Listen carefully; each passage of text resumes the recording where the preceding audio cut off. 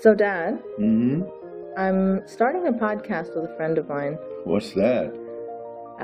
It's basically like a radio show, but it's on the Okay. internet. Okay. Make sure that that program doesn't contain controversial subjects, and you're not impolite to people. Oh, definitely not, Dad. You know me. I'm never, ever controversial or impolite. Yeah. Okay. Yeah, you don't really believe me, do you? Oh, yeah. You don't. Welcome to Polite Conversations with Ina and Paul. We promise this to be a place where there will be nothing controversial ever discussed by anyone about anything. Sex? Nope. Politics? Definitely not. Religion? Are you kidding me? You get a female ex-Muslim together who happens to be a minority with a white, ex-military, ex-Christian American male and watch the magic happen. Polite Conversations with Ina and Paul. Welcome to the conversation. Welcome to the very first episode of Polite Conversations with Ina and Paul. Nothing offensive shall ever be discussed here. Certainly not sex, politics, or religion. So it's me, Ina, your ex-Muslim host from the Nice Mangoes blog, and Paul. Hello, Paul Sading, the Q podcast and creator of Atheist Apocalypse podcast. The rare creature that he is, white heterosexual male. There aren't enough of us around, Ina. And we are incredibly fortunate to be starting off with such a fantastic guest today. Let me take a moment to introduce the wonderful, inspirational, ex-Muslim activist, Maryam Namazie. Welcome to the conversation. Hi, it's a real pleasure to be here. Thanks for having me. Thanks so much. Thank you for joining us, Maryam. So you've been really busy lately, and we have quite a few things to ask you questions about. Firstly, you guys started an amazing campaign called the Ex-Muslim Because. Can you just tell me a bit more about that and how it came to be and how popular it got, how quickly? Yeah, Ex-Muslim Because is actually the idea of one of our activists, Rehane Sultan. She's a Bangladeshi secularist and ex-Muslim. She was talking about how it would be great to have this hashtag so that people can see that we're not ex-Muslims because we want to be anti-Muslim, but because we have reasons for wanting to think for ourselves and that we have a right to leave religion and to criticize it. And so at a volunteer meeting, we decided what the best hashtag would be.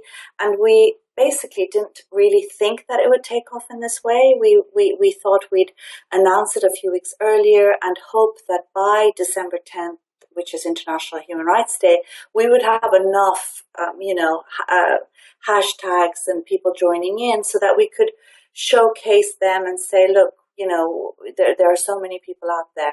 Of course, it took off like crazy. In 24 hours, it had already trended. And I think the last time we looked, 120,000 people had joined in the conversation. Wow. From 65 different countries. So it was amazing. That's really, and for me, personally, it was so touching because as an ex-Muslim myself, I felt really alone for a lot of the time. Like when I didn't know other ex-Muslims existed. I grew up in Saudi Arabia, and I stopped identifying as a Muslim even as a teenager. So just to see this come together and see so many people in the videos and photos, it was really emotional. And those videos, they kind of made me teary-eyed. Yeah, I think that's the case for a lot of us. It's funny how it did make a lot of us feel teary-eyed. It was so heartbreaking at times, inspirational at others, funny. It was just really. It sort of felt like our coming out party, like exactly. a mass party. So it was like a bunch of people coming together saying that we don't have to be ashamed of, who we are, and we have a right to leave, and that doesn't make us bigots. Many of us chimed in to tell the bigots who were kind of hijacking our tweets to stop, I think. But on the other hand, a lot of Muslims got offended just by the existence of the hashtag, right? Yeah, I mean, I think there were Muslims who did support us and tried to join in and say that we have a right to leave. And of course, there were Yeah. others who were offended.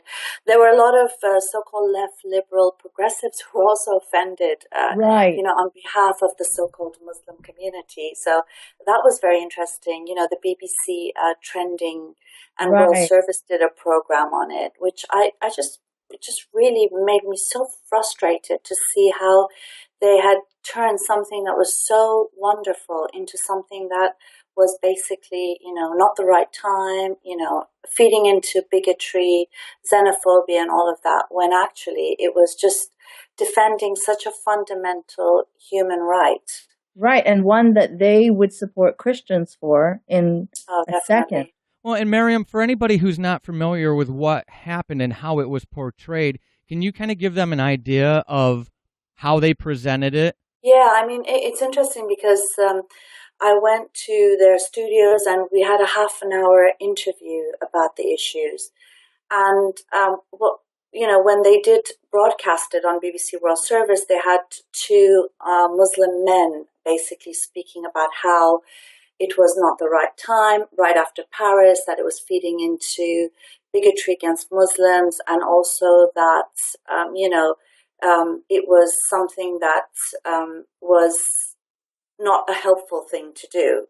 And, it's very interesting given the fact that, one of the things I did say was that, yes, it's after Paris, but, Paris is not the only marker for many of us. There are people getting killed by Islamism every day. Every day is a Paris in reality for many people in the Absolutely. Middle Right. East and North Africa, and how can it never be the right time for something that is so fundamental and necessary? It should never, it should always be the right time to talk about basic rights and the right to think Absolutely. freely. Right. And Yeah, so sorry, continue. yeah, no. So I just found it really frustrating. I've had this experience with the BBC a few times before. One was on, when they had asked me to come and speak about the impending stoning of a woman in Iran, and I was waiting to come online, and they basically interviewed two people who defended stoning, one What? from a Sharia court here in Britain and one from Tehran, and they didn't let me come on, and they told me they didn't have time for my contribution. And honestly, after that, I just burst out crying, because I felt so frustrated that here's Hmm. a woman facing death by stoning. They've had two people defend her stoning sentence, and they haven't put me on. And, I felt the same way after listening to the BBC trending program. I just thought, gosh, how can they turn something that is so wonderful into something so ugly? Right. Well, worst of all is that they used pre-recorded clips of yours and they let other people respond to you, like in real time, which I think is a very unfair way of doing it, where you cannot respond back.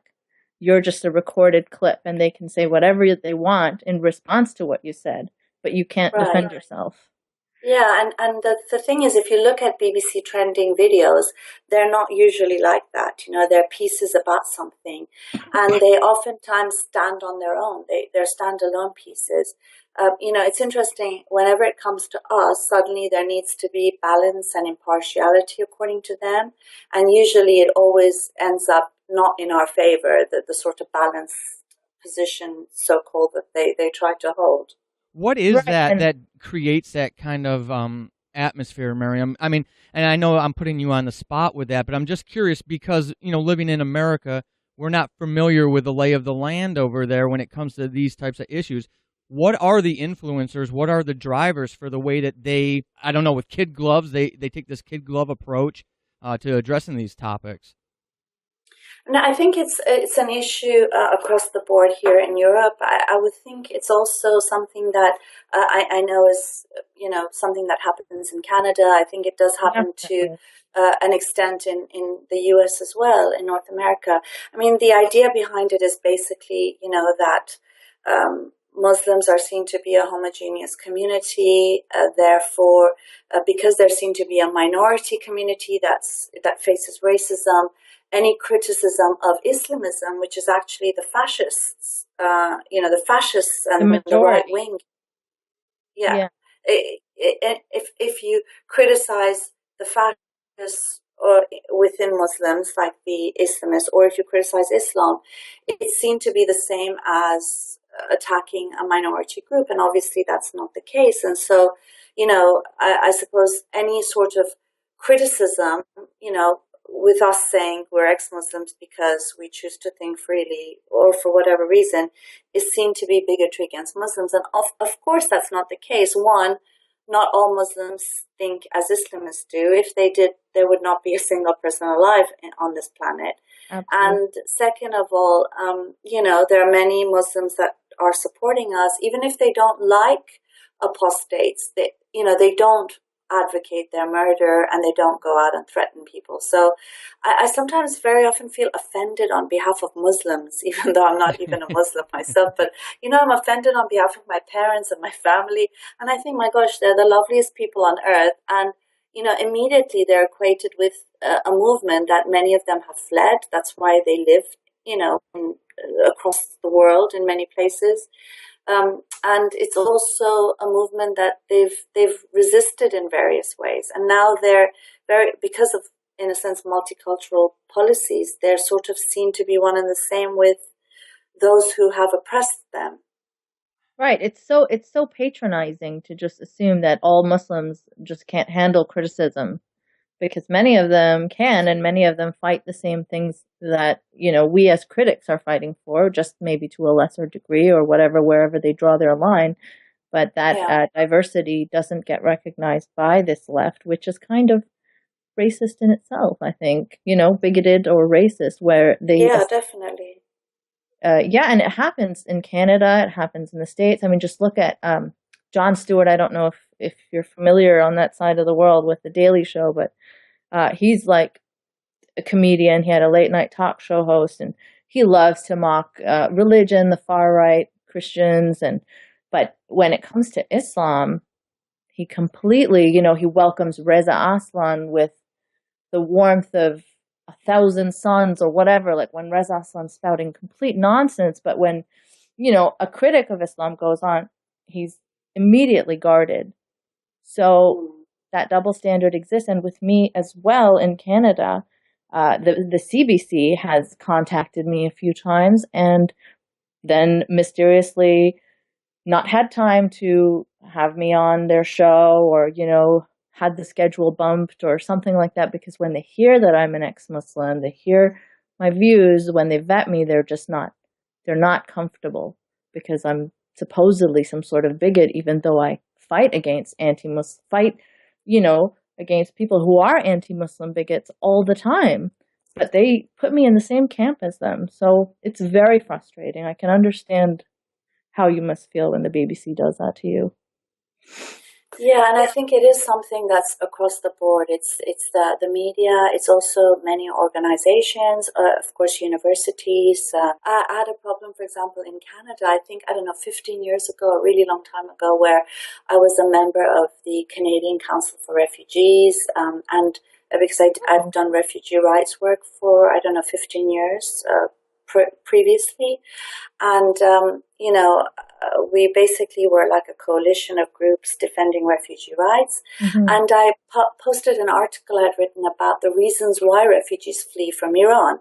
And I talked about Sharia law and gender apartheid and this and that. And I was kicked out of the Canadian Council of Refugees for being a bigot, because I was talking about Sharia laws and its effects on people, right, and the reasons why people are fleeing. So I thought, oh my gosh,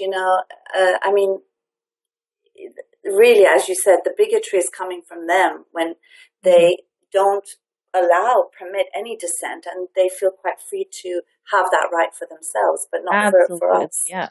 And Maryam, one of the interesting things for me when I did Chronify Me for those 2 years, and I started doing the ex-Muslim interviews, was I found through listener feedback that the progressive, your common person on the progressive side of life, they really looked favorably on those interviews. They consumed them. Those were always the highlights of that show, is when I could get an ex-Muslim to come on and talk about their experiences. But associated with the progressive movement, it's like compartmentalized. There's a more extreme aspect to the progressive side. So who I have found, and it may just be the way I see it, they tend to kind of look at the ex-Muslim experience and the perspective with a different perspective of their own. They kind of almost look at it unfavorably. Has that been your experience?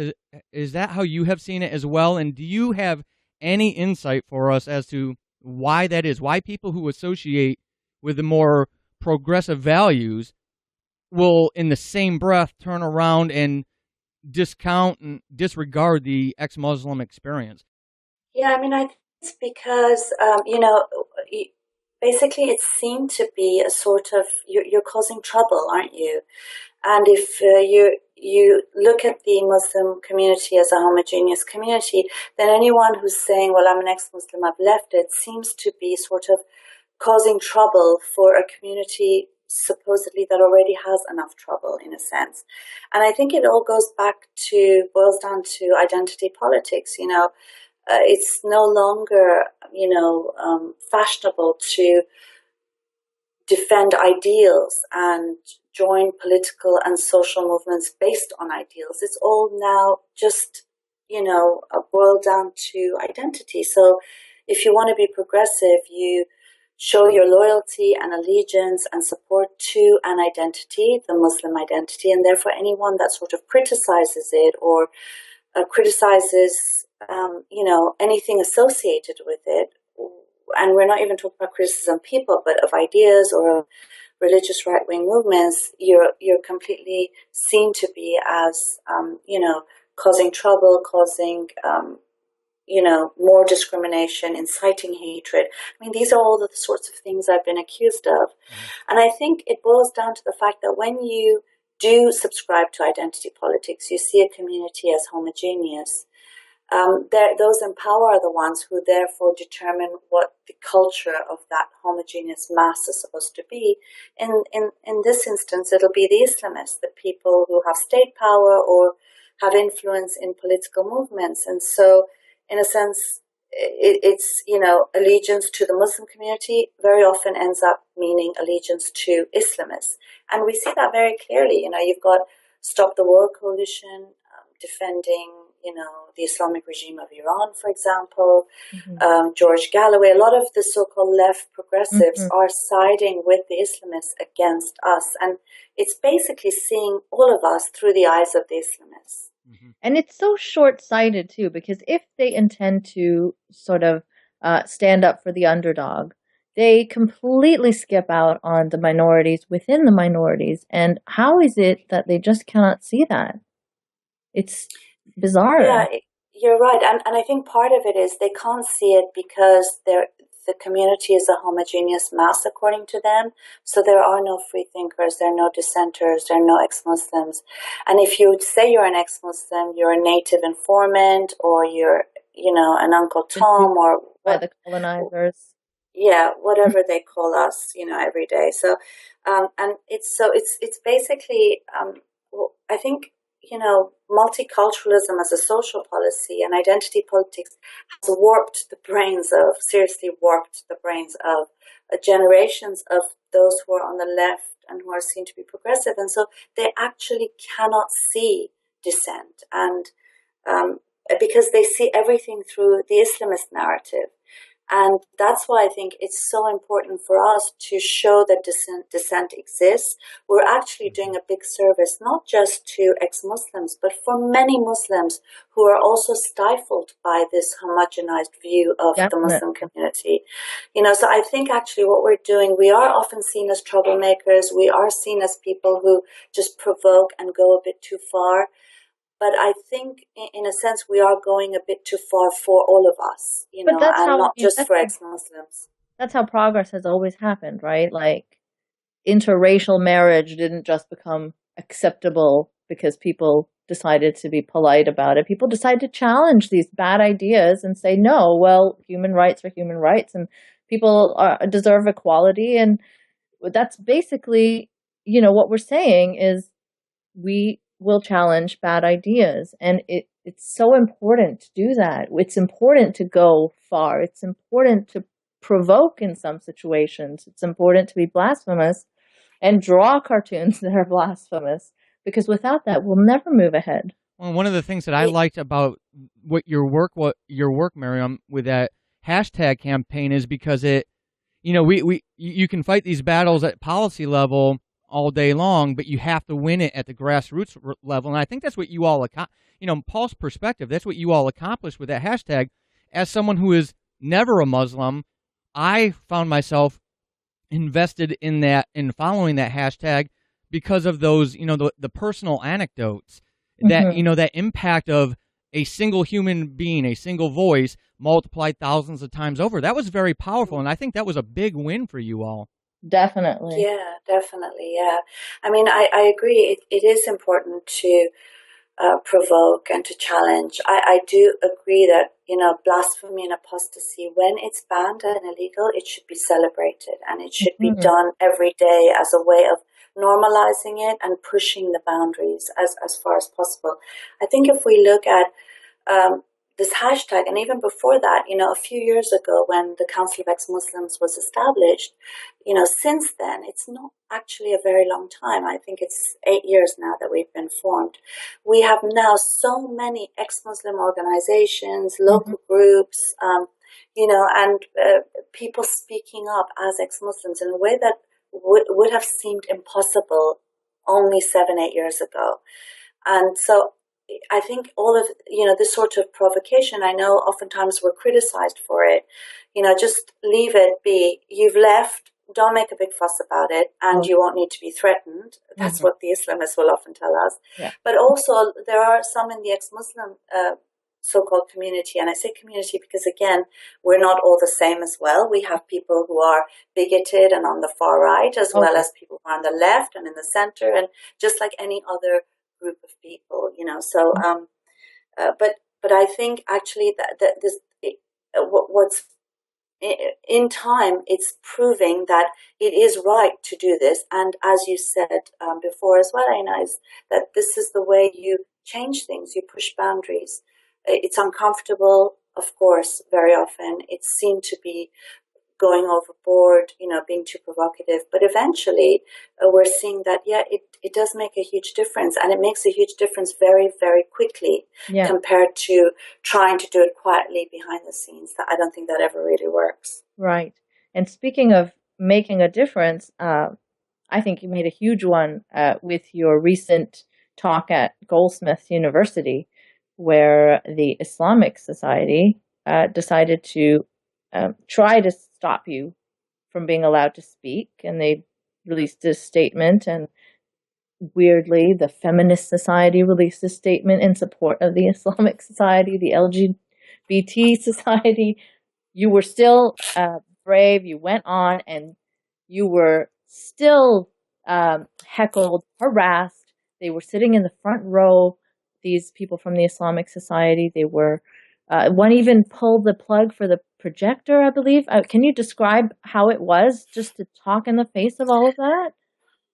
Yeah, well, I mean, if you see the video, it is quite an intimidating climate. And, they shut the light off. First of all, they waited till my talk started, and then they came in, banging the door, throwing themselves on the floor. You can't see that bit because it's on me, the camera, until it zooms out a bit so that you can see parts of the audience. And they kept shouting "safe space" and trying to. I know it was hilarious. Honestly, I felt like I was in the Twilight Zone. Right? Because if anyone needs a safe space, it's you exactly, who's being attacked. Exactly. So I mean, it just I knew that there might be trouble because I heard that they had written to the Atheist Society the night before, asking them to politely asking them to cancel my talk. And so I knew possibly that they might come to make trouble, but sometimes they don't, because what they do is they try to put pressure on the group in order to get them to cancel the event before I show up. And so I will show up, and at times they won't come because they've done their behind the scenes intimidation. Other times they'll come and try to cause some problems. And this was, one of those instances. I mean, what I've been told by other people, and when I watched the video back myself, I looked really calm. You were awesome. Honestly, I was after watching it, because of course I didn't feel that way. Do you know what I mean? Mm-hmm. When you're thinking a million things while you're trying to talk, I didn't feel as calm as I looked in the video. And for me, really, I just had two aims. One is to make sure they don't cancel it, because I thought if they cancel it, it's just going to be, something, a precedent for them to be able to just carry on doing that and intimidate other people where they can. And also to try and make sure that it doesn't end into violence, because of course you also don't want people to feel unsafe coming to talks about apostasy and blasphemy and Right. a free expression. So trying those two were at the top of my mind. And honestly, I wasn't sure anyone in the audience agreed with me, just because they had created such a climate where people, you couldn't really tell from their expressions how they were feeling. And then slowly, as the meeting progressed, people spoke up. And at the end, before the end, I got quite a large applause. And I was actually taken quite back, because I didn't realize so many people actually agreed with me. And I've got letters after that saying that, people felt so afraid and intimidated, and that they agreed with me, but they were too scared to say anything. Mm-hmm. And that's exactly what they're trying to do. And I think what I love about what happened is that, everybody's saying that they tried, but they failed. And that's, for me, that's a big win. Exactly. Yeah. It is a big win, and I think it makes a big difference that they failed to do that. And I think they've somewhat been shamed too, because one of the guys, I think he was exposed for having said some really awful homophobic things on his Twitter account, and then he shut down his Twitter account and resigned from the Islamic Society because, the LGBT society came out in support of them. So that just doesn't add up, right? Yeah, definitely. I mean, I also think, though, that, if they hadn't found homophobic tweets from the president of the Islamic Society, it would be fine. All what they've done would seemingly be fine, according to the student union there. They didn't write to me about what happened. They only wrote to me 6 times asking me to remove the video, Mm-hmm. which I refused to do, because I said that's, in the public interest. And it's the only evidence that's available, because right after the meeting, they actually said that the Atheist Society threatened and intimidated them. Oh, And it's not like the cameras were hidden. I mean, they were in plain sight. They knew they were being recorded.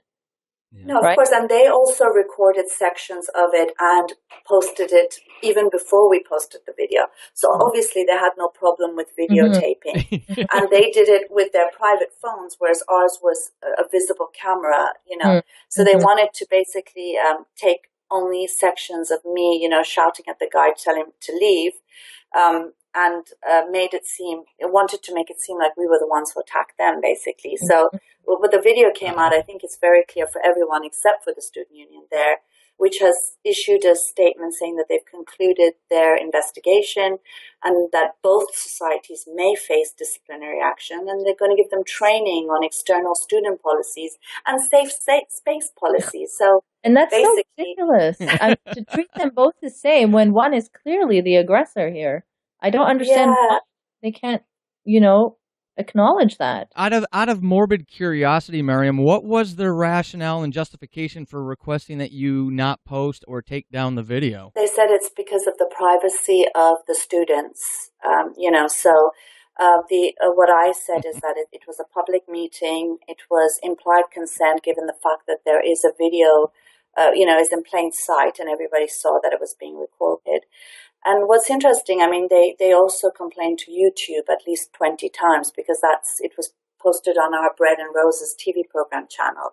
Mm-hmm. And YouTube informed us that that was the case, and that they were investigating. But they also said that if no one's been named, and no one's, personal details are on, that it doesn't violate privacy things. So YouTube didn't pull the plug either. That's good. I think the point I want to make is that they completely missed the whole point.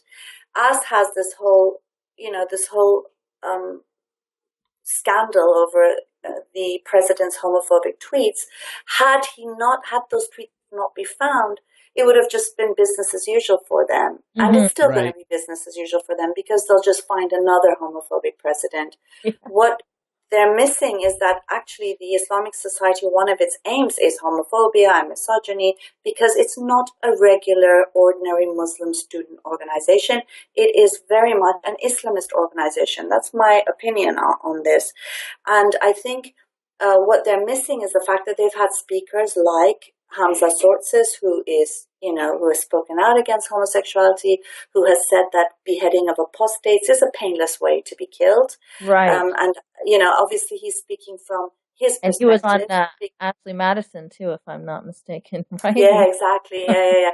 No, but I was telling them that it's actually, it is very painless for the executioner. And because he's speaking on behalf of the executioners, that's why he thinks it's a very painless way to be It's killed. ridiculous. I mean, what kind of justification is that? That, like, I don't even know what to say.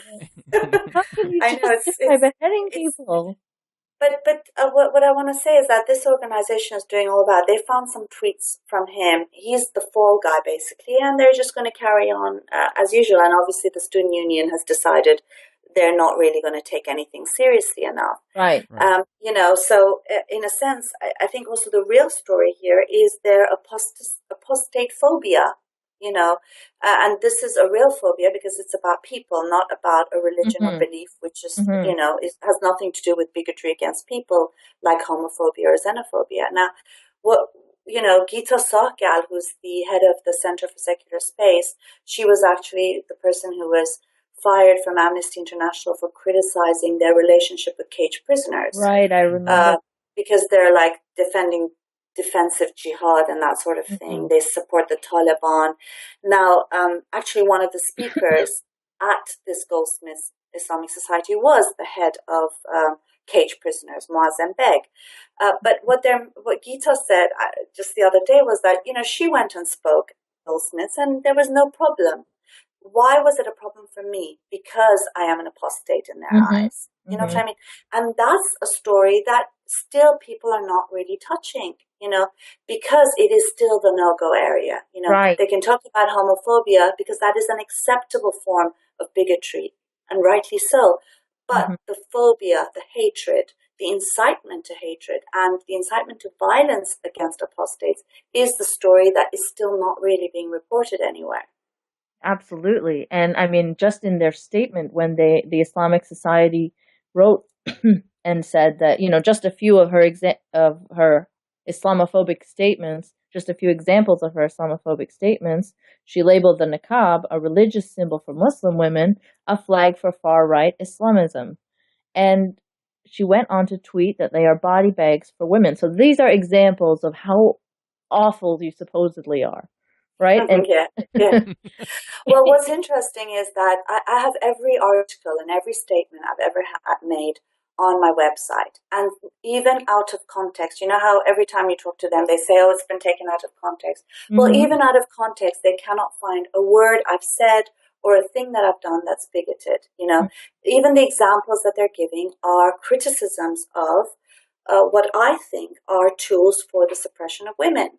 I mean, as an ex-Muslim woman, how is it that you are expected to tolerate a tool that is used time and time again to control women, to control their sexuality, like the niqab, that is not, something moderate Muslims endorse usually? So I don't understand how people think that niqab opposition coming from a woman of that background is bigotry. She's opposing her own oppression.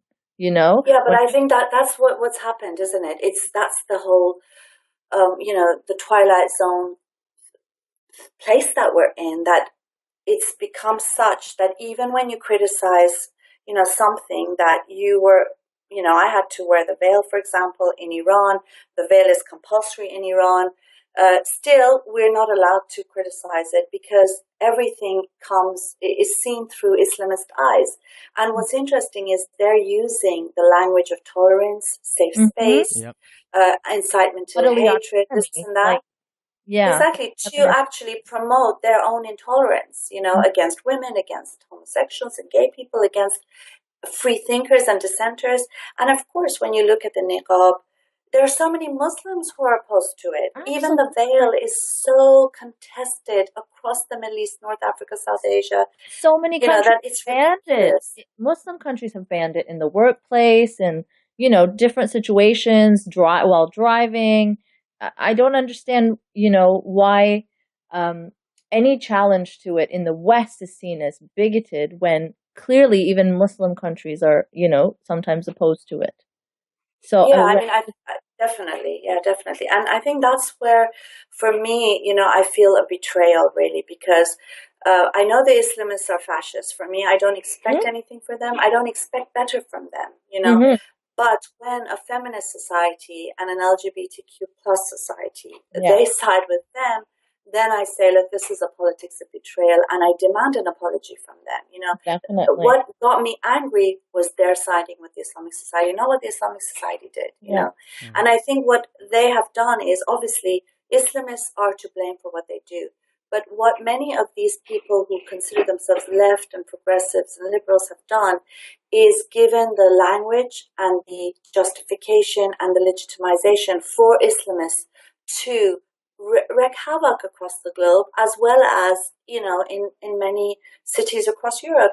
We cannot say fundamental things that it's just, it's funny that I'm the one who's called controversial. I'm the one who's seen to be Mm-hmm. inflammatory.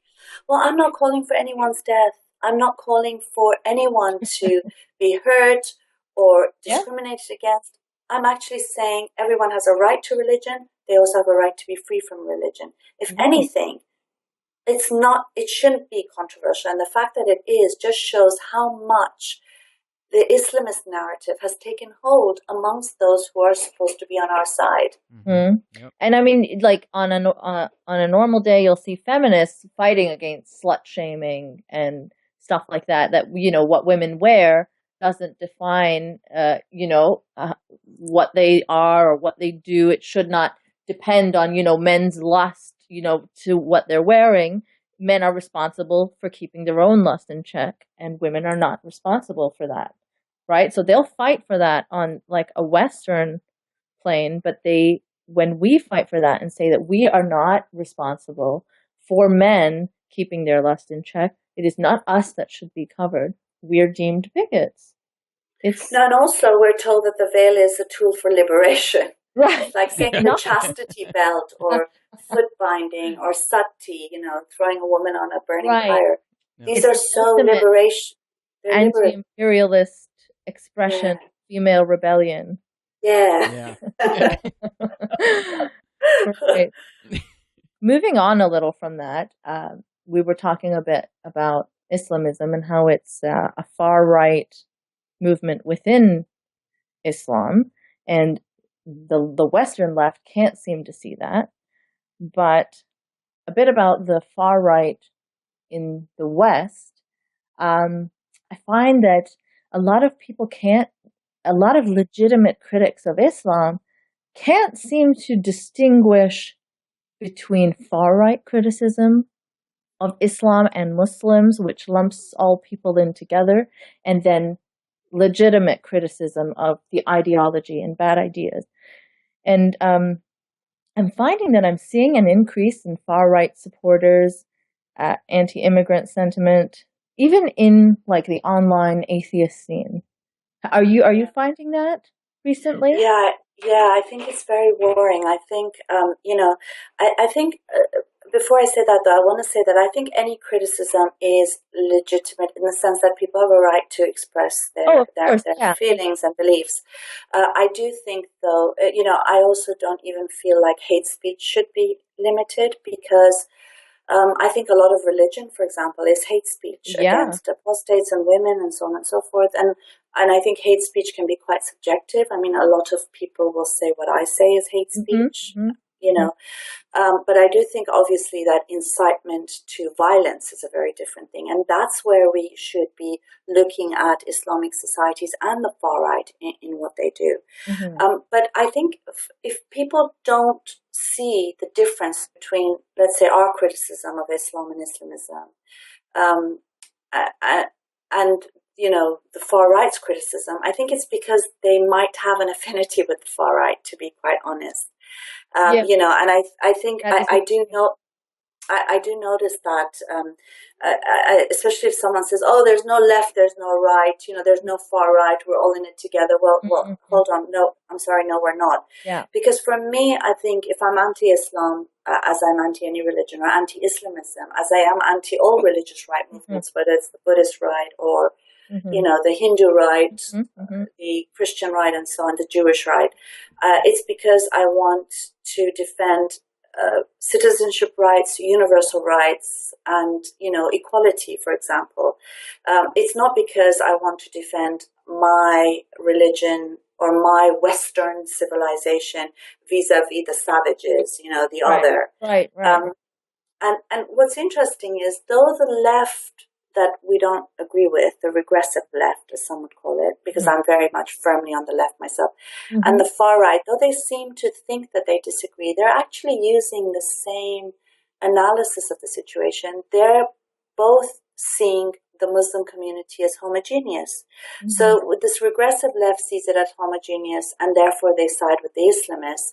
The far right see it as homogeneous and therefore think all Muslims are the same as Islamists. So they want all Muslims out. They want the Quran banned. Both of them cannot see dissent. Both of them cannot see, the many who are resisting in various ways, in many with great risk to their lives as well. And Mm-hmm. so, and both of them are using identity politics. Even the so-called the far right is using identity politics, even though it keeps criticizing it, to promote its own white identity politics. Mm-hmm. Mm-hmm. And so that's why I think identity politics, we just need to get rid of it. We need to go back to the basics of universal rights, people being citizens irrespective of their beliefs and backgrounds. And of course, secularism, an unequivocal defense of secularism. And I've seen people that are your critics kind of describe you as this um, person who will not, see any criticism of, mass migration or mass immigration as legitimate, or you just want complete open borders and no vetting. And I'm sure that's not true, right? I'm sure you see Yeah. that there is some uh, legitimate concerns to be brought up, perhaps not blanket condemnation, but what are your Yeah, thoughts? yeah. The thing about with mass migration, yeah, I'm for open borders, and I think refugees have a right to asylum. I think if you look at the mass movements that we're seeing across the globe, a large majority are coming from Islamist countries or countries with Islamic laws, or where there is, war and chaos. Syria, Iraq, Iran, Afghanistan. Look at these statistics in every country, who are the majorities, and it is very much, a large portion of these migrants and refugees are coming from there. So, from my perspective, it's not enough just to support the atheist Mm-hmm. migrants who are coming. Mm-hmm. Because when you live in a society under Sharia law, everyone is at risk. Everyone can be a target for various reasons. Your hair is too long. You're wearing jeans. Mm-hmm. You went to a party and you're dancing. You're in love with someone you're not supposed to be in love with. You laughed out too loud. You sang. You tried to go into a football game. Yeah. Where there's gender segregation.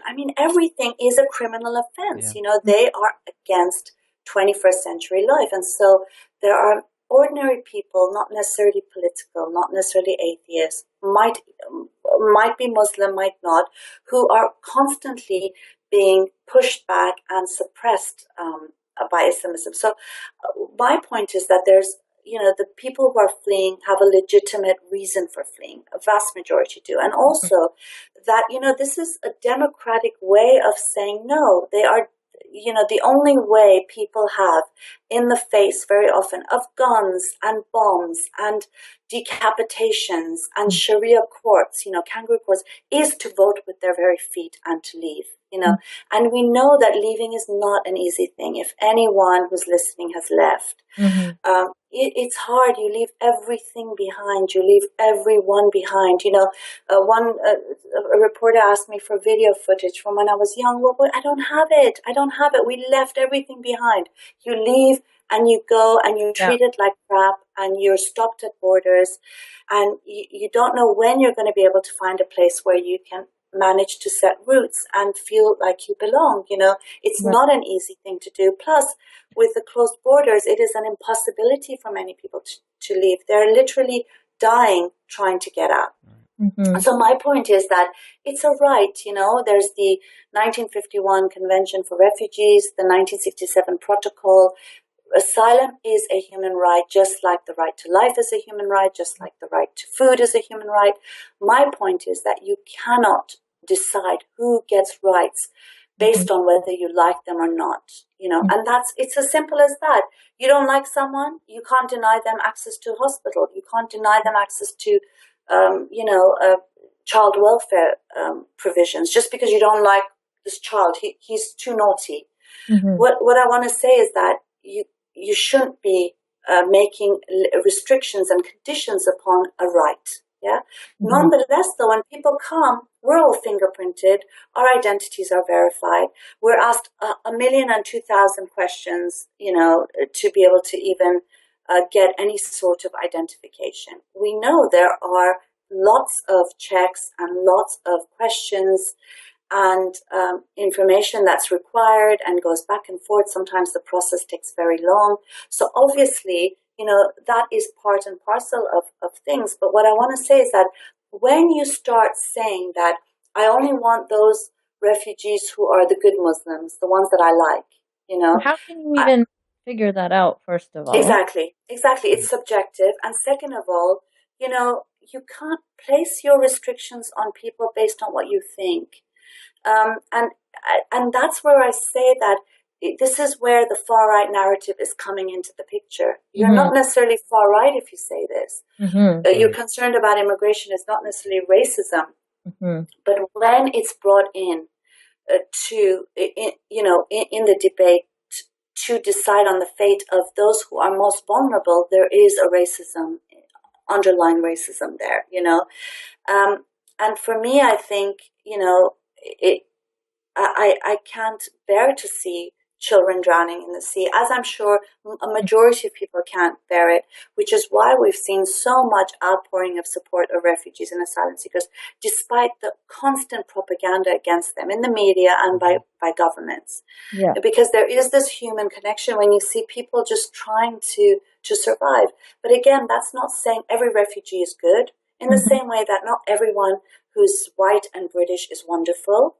There are people who are fascist. There are people who might, lie about their age. There are people who might take advantage and take, 2 sandwiches when they're supposed to take 1, and on and on. But you can't determine what rights people have access to based on an inquisition. And I think that's what I see atheists calling for. One of the things I say is, look, if you're only compassionate to your in-group, well, that's not compassion. It's not compassion. If you want to show compassion, it has to be to people who are not necessarily like you, but that you are able to see the humanity in them. And I think the problem with identity politics is it has taken the human being out of the equation. Yep. And that's why it's possible for such inhuman measures and policies to be seen as perfectly legitimate, things to support and defend, whereas actually they are indefensible, in my opinion.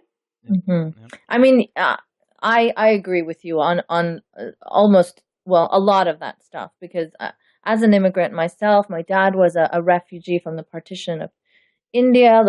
I can only imagine how rough it must be to flee a war-torn country. But what I wanted to ask about was what you've explained is, certain nuances in your position that people may not be aware of. Like you said, the checks and the fingerprinting and the vetting, these are all things you're open to. I mean, people try to paint you as someone who just wants, chaos because you just want to accept all the Islamists and everyone. I feel like you're not an unreasonable person. That's I think a lie perpetrated by people who want to stop immigrants and migration. And I think that's fine, because this is a fight of ideas. There will be people who will misrepresent positions and so on and so forth. But it's sort of like saying that the demand for free healthcare is inviting chaos. No, it's Mm, not inviting mhm, chaos, mhm. because they'll say that, oh, they'll take advantage of it and people will shop around for this and that. Look, it's a basic human right. If we start from the same assumptions, then we can reach similar conclusions. But if we don't start from the assumption that healthcare, that food, that safety and refuge from war and bombings and Islamism and Sharia courts are basic human rights, if we start with that assumption, then I think it becomes very clear that people should be given refuge and protection. We are a very small global village now. Our lives are so interconnected. You have Islamists hacking Bangladeshi bloggers to death in Bangladesh. You have Islamists putting Bangladeshi bloggers in the UK on a death list. Our Yeah. lives are intertwined. There's no escaping it. Islamism is a global movement. You have British-born white jihadis going and fighting for ISIS. And you have people, secularists, fleeing from Syria. It's a very small world. And we have a responsibility to people across the world, beyond borders, beyond But you're not our limited in-groups. opposed to say if someone is a proven terrorist or, dangerous, you're not opposed to kind of not letting them in because they have a criminal record or something. Well, I mean, for me, I think that, if anyone's concerned about the Islamists and terrorists, it's people like myself to begin Mm-hmm. with, because we are most at risk. But Mm-hmm. I think that, everyone should be treated in the same way. If you have a British terrorist, they're not sent off somewhere else. Right. If Try it's them. a terrorist coming, Try them, imprison them. What I worry about is you find a terrorist, you send them back to Syria so they'll kill more people there, or to Iran. Try them in an international court, put them in jail, prosecute them. It's all of our responsibilities. When you look at, the sort of support that Islamist groups are getting, including from Western governments, the funding, the relations with the Saudi regime, if we find anyone who's a terrorist, anyone who's committed a crime against humanity, they must be tried and prosecuted. Don't start deporting them somewhere where they have free no, reign no, to no. kill and murder. No, I meant like the refugees coming in. If someone is a known terrorist and they're not from your country, why would you accept them and try them? Well, And no, don't accept them, but that's what try them. Yeah, that's because what if they're a terrorist, they've committed crimes against humanity, and it is the responsibility of any state to try criminals, those who have committed crimes against humanity. My point is that, take some responsibility also in prosecuting those who have committed these crimes. Mhm. If you send them back to Syria, well, how many more people will they kill? My point is that, yeah, we should prosecute people who've committed crimes, but I have a problem with presuming that those who are fleeing are either all ISIS, they're all Islamists, they're all Yeah, it's horrible, the evil Right, people. right. generalization and not recognizing Yeah, that, yeah. future ex-Muslims, liberal Muslims fleeing from ISIS, they're all included in that Yeah, large and group. also it could Yeah, be conservative Muslims they who would could never be. hurt a fly. Yeah, Yeah, I've got family members who are very conservative, but really lovely, decent people. yeah, yeah. So my point is, treat people as individuals, not as a collective. And this Yeah, is what I can this agree is with my that point. totally. Do Yep. not place collective blame. And don't also give collective a green card. The Muslim community can do no wrong, according to the lefts and liberals. So even the Islamists get a green card to do what they want. Yeah. No, treat people and groups and movements, treat people as individuals, recognize groups and movements that are causing havoc and deal with them politically. And if anyone has committed a crime, you treat them as a criminal. But, just because you have a doctor, for example, Shipman, who murdered his patients, you don't place collective blame on all Right. doctors, Yeah. but don't do that with migrants either. My point is, when you place collective sort of judgments on people, there is bigotry behind that, because you Yeah. cannot see the humanity of people. Right. And that's what we need to move away from. Yeah. The generalizations just don't fly with me either. But speaking of this topic, I saw you get into an interesting discussion with Sam Harris on Twitter. Do you have any comments you can talk about, or? Yeah, well, to be fair, I mean, I haven't read much of Sam Harris's work, but the things that I have seen, one was where he supported the profiling of Muslims, and the other where he did say, yes, we should, support Muslims, the secular, the liberal, the ones that are just like us. Mm-hmm. Those things really, I don't agree with, and for the very reasons that we spoke about just previous to this. So for me, I think it does place collective blame. He says he doesn't, but I think it does, and I think it's sort of like, yes, we can show compassion, but only to those who look like us, who sound like us, who are like us. But that's not real compassion. And also, that's not recognizing that whether you like people or not, they have rights. They have fundamental rights.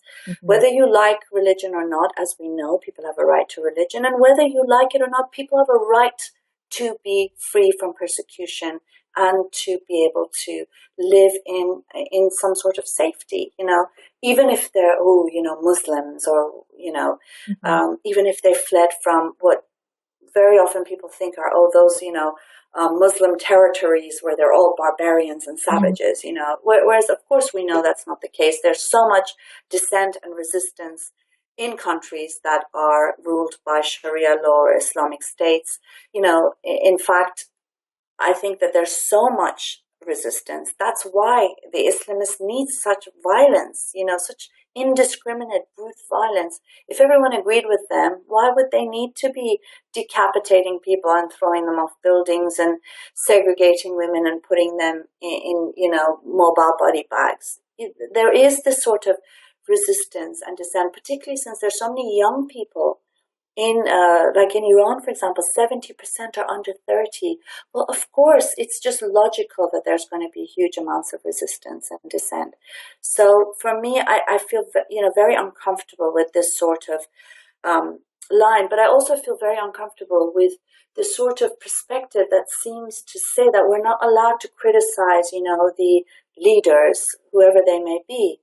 Yeah, and I think that's very dangerous. We should be able to criticize, and we should be able to challenge and debate things, and not give people a green card. I will not give my allegiance to anyone forever, including those that I work with, because I've been in politics for too long now to know that there are people who you're friends yesterday who will no longer be, depending on what road they take, and that even if people are not your enemies, they may not necessarily be your allies. For me, the fight against Islamism and against, Islam is one that has to be coupled fundamentally and unequivocally with anti-racism and a defense of citizens, including Muslims. If it's not, I don't see that person as my ally in this fight. Well, I mean, Sam and you both, I'm a fan of both of you, and I'm not sure that I agree with that assessment, because I feel that he does make an effort to distinguish between people and ideas and not generalize. I know the profiling thing you're talking about, and I think that was just a very bad choice of phrasing. He's explained it time and time again that he didn't really mean racial profiling, but he meant to kind of stop wasting time on profiling, or on this sense of equality where we're profiling grandmas the same as certain types of people who are more likely to be. Well, exactly, certain types of people, and that's profiling. Yeah, so I don't know how you can but he explain includes it himself in that as well. And I understand. I mean, there are. I don't agree with him I'm sorry. entirely on that. And that sounds a bit too funny for me, but okay. I mean, I think just the use of the term profiling, we're not, we know what that term means, especially in the US. We know very well what profiling means, and the racism behind profiling in policing. I mean, I used to live in New York City. I've been beaten up by New York City police cops in the demonstration against the first Gulf War. I was charged with 13 years imprisonment if they were successful. They basically said that we attacked the police, and thank goodness one journalist had a video of them beating the hell out of us. And I went through years in the court system trying to get justice for that, and finally I did. But my point is that we know very well, especially in the context of the US, the racism behind profiling. And to use that word, and to say that I didn't really mean that, I'm sorry, sounds a little dishonest to me. And I'm sorry, I don't mean to be rude. I don't want to cause problems. And I don't want to add to my, to the fights I have. I have too many people to fight. No, I really, I completely get that. There's so many different sides always attacking you, and I can't speak for Sam, so I can't really explain it any further. And you're not offending me at all, because I think it's important even to challenge people that we admire and not have this dogmatic faith in anyone, really. So I do admire that you will take on big names, even though you know that that will end up in a backlash at you. Because I have seen how kind of blindly people will accept things that certain people will say. Regardless of what they are, there'll be no free thought involved or critical thought involved. which is quite interesting, isn't it, actually? There are people, however, that sometimes get grouped in with Sam Harris, possibly because he invites them on his podcast, like Douglas Murray. For me, I spend as much time fighting the far right and making sure that they're not able to use what I say, Right. As I do fighting Islamism. And I think for me, that's what I mean when I say it's key in the West in particular. In Iran, you're against the Iranian regime. You don't need to worry about racism. But when you do live in, obviously there's racism in Iran. I don't mean it that way. There's huge amounts of racism against Afghans, even fascism against them, against minorities like Turkish-speaking Iranians and so on and so forth. But what I mean is, a criticism of Islam and the Islamic State is not meshed with racism. So you can just be against the Iranian regime. Here, you do need to have an anti-racist component to your because it gets high all the time, right? Like racists and bigots enjoy criticism of Islam for their own reasons. It's happened to my work. I mean, they've taken something I've written and published it on Jihad Watch without my consent. And that's not the place that I'm coming from at all. So I do find it very important that I challenge any instance of anti-Muslim bigotry that I come across, so that I separate myself from them, and so that they are forced to unhitch their wagons from me and my critique, because we are not the same at all. But and so who you interview, who you ally with, who you accept invitations for, all of these things are part of that fight. And I think it's it's not enough to give lip service to something, because there are people on the far right. Tommy Robinson, I actually interviewed Tommy Robinson, but in a way where I challenged his views. It wasn't I'm so honored and so impressed by your views. It was like, well, Tommy, we agree on our criticism of Islam, but how can you be generalizing people? You're being counterproductive to the cause itself. If you care about the cause, you should have productive conversation and not. But it's the point is, though, that they will also say that they're not being anti-Muslim. A lot of the far right will say that, and obviously, you need to judge political movements in particular by not only what they say and also people, but also what they do and where they stand on key issues. And so I think that for me is quite crucial to ally with people, also because I'm working with a lot of Muslim groups as well. And, I find that in this fight, I have many Muslims that work with me, and there are some atheists that I prefer not to work with because of these things. And it's not just that it's counterproductive, but racism is dehumanizing, it's inhuman, it kills, it's denies people dignity, and it's a very it's not just that Tommy Robinson, if he stops generalizing, he can manage to be productive. It's because he comes from an idea and a movement that is very similar fundamentally to the Islamist movement. Yeah. They do place collective blame. They are misogynist. They are homophobic. They are defending their religion vis-a-vis a foreign religion. They use religion very often.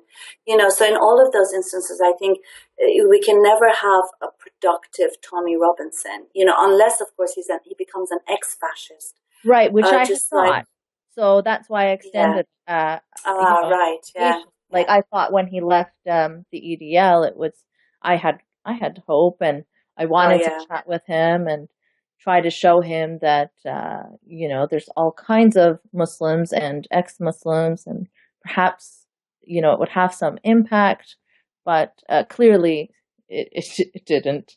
But it was an interesting conversation Yeah, I nonetheless. mean, what I said when he left was that we have to see, because it's not enough to say that you've left. One, you have to also make a break with your past. Like Majid Nawaz is not just an ex. He doesn't just say he's an ex-Islamist. He makes a break with Islamism. Yeah. Very clearly, he criticizes it so that you can take him. Yeah. It's not just that you have to believe his word. You can see what he's doing and how he's made that break in his criticisms, in his defenses. With Tommy Robinson, he was still defending the EDL lads. And of course, now he's with Pegida. And very clearly he says that, I didn't think it was the right time then, but now with Pegida, I see that this is the right time for Europe. So the only reason he left was because he thought he would have more access in another sort of reinvention, which was not really a reinvention anyway. So I think, these things are important, in the sense of making very clear that, these are different movements, not just because they generalize, but because they're also very inhuman in in what they do and say. Right, but I mean, I feel like it's okay. It's good to have conversations with people who you oppose so greatly, but as long as you challenge them rather than side with them, Sure. right? No, sure. No, I don't mean you shouldn't have had the conversation with them. Yeah, I mean as an alliance. Do you know what I mean? Because yeah, I'm actually yeah, answering. I do have people saying, well, you should be working with the EDL. You should be working with Stop Islamization of America and Europe. And because you're saying the same thing, and I want to say, no, we're not saying the same thing. The no, Iranian regime is anti-US militarism, and so am I. That doesn't mean I'm saying the same thing as the Iranian regime. yeah. It's You very know, and simplistic. it's very different, because it's why you say it, how you say it, it's for what ends you say it. If you say you're anti-Islam because you want to get rid of all Muslims and immigrants, well, that's definitely a very different aim than what my aim is. And so Right, I and think these things are important. when people pair up you and Douglas Murray, it makes me laugh because they're like, "Oh, my two favorite commentators on this." I'm like, that's an amazing comparison because they're literally Night opposite. and day. Yeah. People just see, criticism of Islam, we're all in the same boat, but we're not. Yeah, There are many exactly. shades, angles, degrees, and I think it's important that we make these distinctions as well so that we can move ahead with the conversation rather than be delegitimized by being all tarred as bigots, Yeah, and also I think some will say that it weakens our movement by separating it, but I think it actually strengthens it, It because it strengthens it. attacks the concept of identity politics as well, that we side with people based on politics and ideals, not based on identity, and Yeah. also, that this is beyond identity. There are people who are in the East who are defending these ideals, and people in the West who are opposing them. It goes across borders and boundaries, and it's working together in solidarity over ideals and politics rather than, identity politics, which is so regressive. Yeah, I mean, I think it's fine to have disagreements amongst atheists. I think there's sometimes people feel that we shouldn't be criticizing each other. I think we Yeah. saw that with that Sam Harris thing. Yeah. I Yeah. also was taken aback by how strong the feeling was when I criticized Adam Dean's being hired at Quillian Foundation. Yeah. And I think it's it is, then you can kind of see how people in the so-called Muslim community feel, because, they're being told, don't criticize, don't speak up, because it will then Make us open all up. look bad or Exactly. Make us yeah. all look bad, or just make it easier for people to criticize. And I think that should be a very natural part of, especially people who consider themselves free thinkers, skeptics, atheists. It shouldn't be so difficult. And I'm taken aback by how strongly people feel that criticism shouldn't be allowed, because, Majid is under attack, because Sam is on our side, and, you shouldn't be criticizing him, and so on and so forth. And I think, in fact, it's very healthy to be able to criticize and to be able to challenge. And we need to do that. And it's important to remember that, I at least have never signed my name in blood anywhere, not in my political party, not in my beliefs. They are changing constantly. I'm revising them. I'm making new allies every day, and turning my back on old ones. I've worked with people who are now on the far right, people who are, unfortunately, that's how things go. People who have changed a million ways, as have I, most probably. And so I think it's important to see the struggle rather than identities and who we're allowed to criticize and not, and limits placed on it. Right, and to not stagnate with our ideas, right? And that's why it's important to keep rethinking and challenging and reassessing where we're going. There's such a fine line between the apologist camp and the bigot camp, and in between there's a rational discussion, but it's so minor because the extremes are shouting louder and they're the ones dominating the conversation. So yeah, definitely. Yeah. For me, it's not just about having a conversation, but it's about mobilizing support to change the situation, to change the status quo, to push back Islamism, the religious right, and to push forward a more secular, more equal society. So I think that's why it is important to be very clear what we're fighting for, where we're headed, because I think, I think a perspective that is both anti-Islamist, anti-religious ideas, or ideas that are unfair or discriminatory, but a defense of people and humanity is a sort of position that a majority of people can get behind.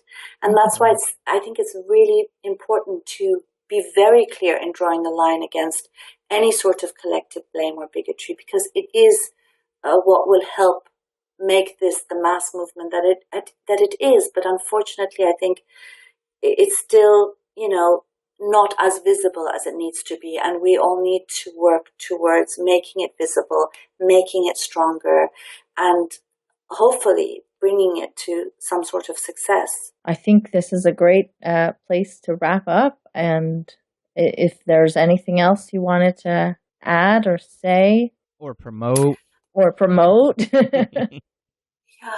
I mean, for me, I think one of our issues, of course, is funding. We have very, very little funding. And I think, we do have this problem across the board where we have religious organizations are so well funded, and we're not. We're not. And so I think, if atheists and secularists do support groups like the Council of Ex-Muslims of Britain, One Law for All, the Bread and Roses TV, which is a TV program that's broadcast in Iran via illegal satellite dishes. The Iranian regime has called it immoral and corrupt.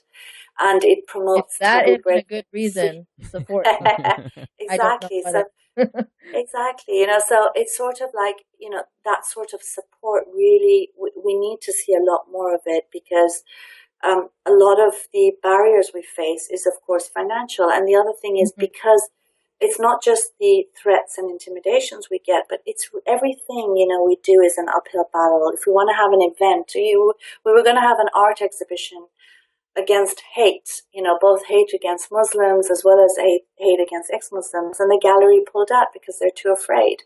We had an anniversary event in June. We wanted to have our End Year drinks there. They said, no, we don't want to come because we don't want trouble. We want to have a big conference in 2017. We went to the place where we had our conference in 2014. They said, no, we don't want you because we had threats when you were here.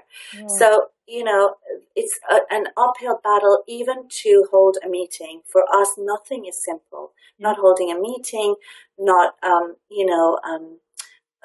meeting with people. You never know what's in line for you when you do meet people. So that support is really key. And I think that there could be a lot more support. And that means both financial, but also, in kind. We need loads of volunteers and loads of help in various things. So if people want to help in any way, we'd love to have them get in touch with us. Awesome. And how can they get in touch with you? Well, they can go on any of our websites, which is the Council of Ex-Muslims of Britain, which is x-muslim.org.uk, onelawforall.org.uk, or I've got my own site, which is maryamnamazie.com, and they can get contact details on any of those. Perfect. And get in touch. Perfect. All right. Well, I hope that many people will, and best of luck to you. Thank you so much for taking the time. Thank you, Maryam. To speak Thank with you. I think it was thank you for having me as well. Such an important conversation. So, keep doing what you're doing. Keep being awesome. Keep challenging the far right, which not enough people do. And I'll see you on Twitter. And you too. Thank you. Thank you, Maryam. Yeah. You've been listening to Polite Conversations with Ina and Paul. Thank you for downloading and listening to us. If you'd like to hear more of the show's content, head over to YouTube and find us by searching for Polite Conversations Podcast. You can find the wonderful host, Ina, on Twitter at Nice Mangoes. No E in mangoes now. And you can find me, her illustrious co-host, Paul Sading, on Twitter as well, at The Q Podcast or at AAP Podcast Show. You can also reach me on Facebook by heading over to facebook.com/The Q Podcast or facebook.com/Atheist Apocalypse. And last but not least, we would like to thank you for being part of the conversation. If there's something you would like to see discussed or you would like to be part of the conversation, you can contact us at verypoliteconversations@gmail.com. And we look forward to hearing from each and every one of you. Well, not all of you. You know what we're saying. This is supposed to be polite and all.